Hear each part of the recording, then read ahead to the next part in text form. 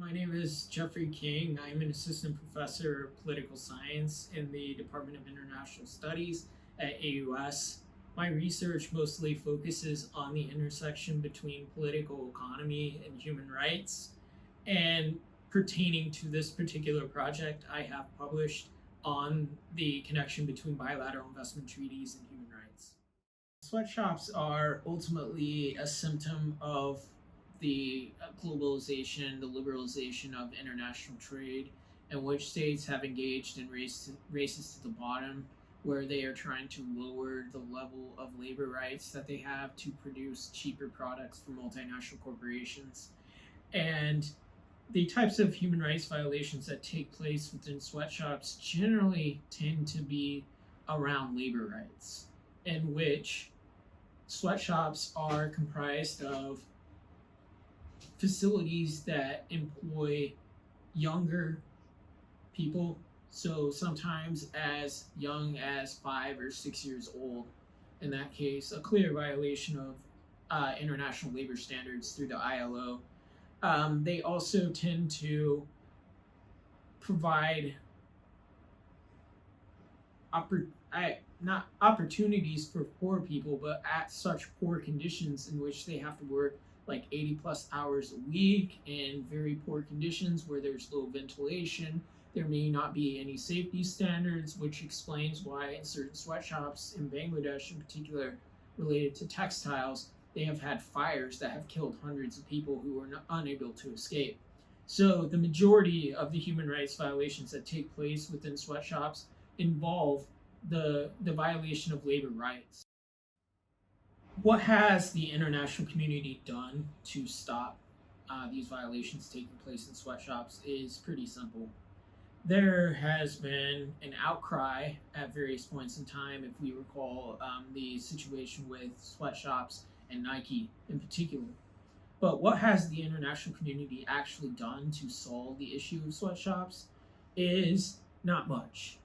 They have international labor standards through the ILO already that multinational corporations were violating when they were employing sweatshops. But as far as what the international community has done, it has been publicity, it has been outcry, there have been talks of boycotts at various points in time, and that actually is where efforts to address sweatshops is most effective. Because when it comes down to it, multinational corporations, they are hard to govern, as I mentioned, but they care about their reputations.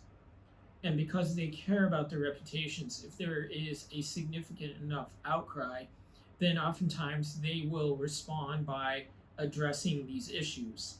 Now, this is not to say that sweatshops, they end their efforts with sweatshops. It just perhaps means that it becomes more hidden over time and they're hiding it better. Bilateral investment treaties are agreements between two states. Typically, one state is a developed state and the other is a developing state.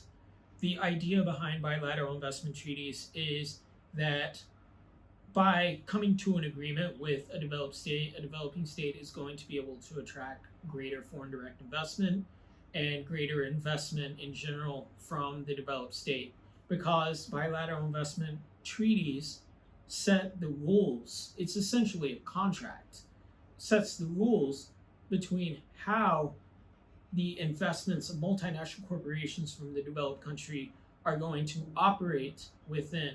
So it provides them with means to address grievances. It gives them assurances that their property will not be expropriated, and it ultimately makes the interaction between states predictable. Predictable in the sense of, if a multinational corporation is worried about how a developing country is treating them, then they can go to a certain court, or they can go to a certain jury type of setting in which they can address their grievances. Now, historically, bilateral investment treaties have been there to give that assurance, right? But what we know from the literature on bilateral investment treaties is that bilateral investment treaties are incredibly biased. They are biased in favor of multinational corporations over developing countries. they what they do is through a process called the race to the bottom. This is how this operates, where multiple developing countries want to attract a developed country as well as the multinational corporations to operate within their borders.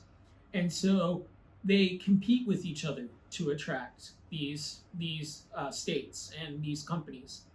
They do so by lowering their labor standards, which would allow the multinational corporation to produce cheaper products and make greater profits.